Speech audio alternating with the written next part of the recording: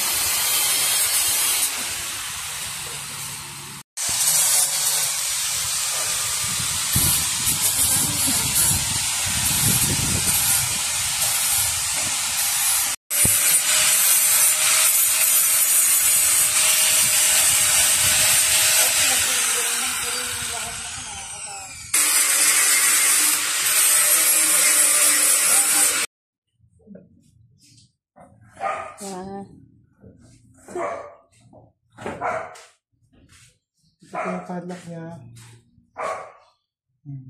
Tapos po, bali. Natapos na po namin ngayon. Ito yung project namin dito. Repair lang po kami rito sa gate na to. Pero yan, paganda po namin. Okay. Po ito, nilagyan din namin siya ng slip type ng request ng aming client po namin.